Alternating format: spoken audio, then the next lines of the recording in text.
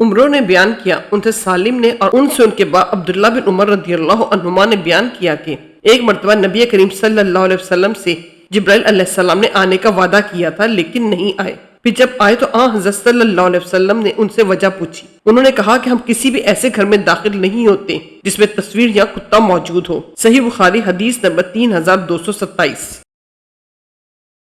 نبی کریم صلی اللہ علیہ وسلم کی زوجہ مطہرہ عائشہ رضی اللہ عنہا نے بیان کیا کہ انہوں نے نبی کریم صلی اللہ علیہ وسلم سے پوچھا کہ آپ پر کوئی دن احد کے دن سے بھی زیادہ سخت گزرا ہے؟ آپ صلی اللہ علیہ وسلم نے اس پر فرمایا کہ تمہاری قوم قریش کی طرف سے میں نے کتنی مصیبتیں اٹھائی ہیں، لیکن اس سارے دور میں عقبہ کا دن مجھ پر سب سے زیادہ سخت تھا۔ یہ وہ موقع تھا جب میں نے طائف کے سردار کنانہ ابن عبد الجلیل یا بن عبد الکلال کے ہاں اپنے آپ کو پیش کیا تھا، لیکن اس نے اسلام کو قبول نہیں کیا اور میری دعوت کو رد کر دیا۔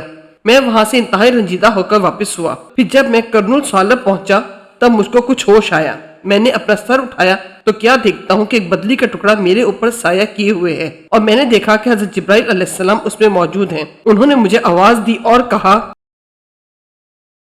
کہ اللہ تعالیٰ آپ کے بارے میں آپ کی قوم کی باتیں سن چکا اور جو انہوں نے رد کیا ہے وہ بھی سن چکا۔ آپ کے پاس اللہ تعالیٰ نے پہاڑوں کا فرشتہ بھیجا ہے، آپ ان کے بارے میں جو چاہیں اس کا اسے حکم دے دیں۔ اس کے بعد مجھے پہاڑوں کے فرشتوں نے آواز دی، انہوں نے مجھے سلام کیا اور کہا کہ اے محمد صلی اللہ علیہ وسلم۔ پھر انہوں نے بھی وہی بات کہی، آپ جو چاہیں اس کا مجھے حکم فرمائیں، اگر آپ چاہیں تو میں دونوں طرف کے پہاڑ ان پر لا کر ملا دوں جن سے وہ چکنا چور ہو جائیں۔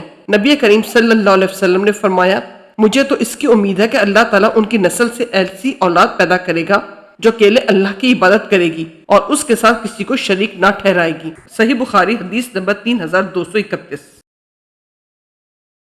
ابن اون نے کہا ہم کو قاسم نے خبر دی اور ان سے حضرت عائشہ رضی اللہ عنہا نے بیان کیا کہ جس نے یہ گمان کیا کہ حضرت محمد صلی اللہ علیہ وسلم نے اپنے رب کو دیکھا تھا تو اس نے بڑی جھوٹی بات زبان سے نکالی، لیکن آپ صلی اللہ علیہ وسلم نے جبرائیل علیہ السلام کو معراج کی رات میں ان کی اصل صورت میں دیکھا تھا۔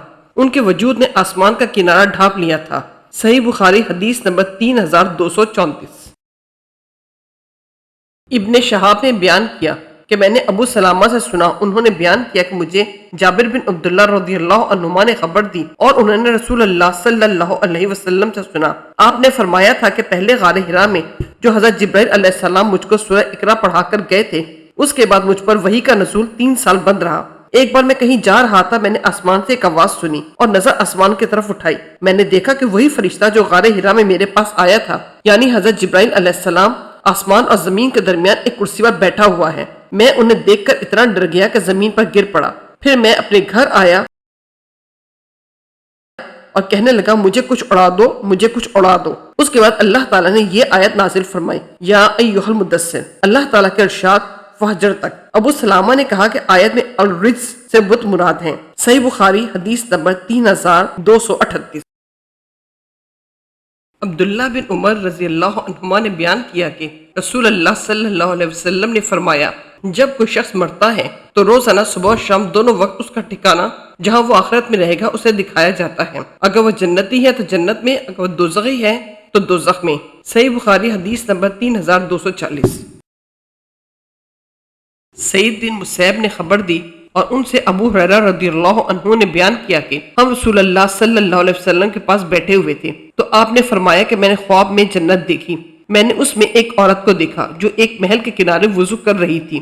میں نے پوچھا کہ یہ محل کس کا ہے تو فرشتوں نے بتایا کہ یہ عمر بن خطاب رضی اللہ عنہ کا محل ہے۔ مجھے ان کی غیرت یاد آئی اور میں وہاں سے فوراً لوٹ آیا۔ یہ سن کر عمر رضی اللہ عنہ رو دیا اور کہنے لگے یا رسول اللہ کیا میں آپ کے ساتھ بھی غیرت کروں گا؟ صحیح بخاری حدیث نمبر 3242۔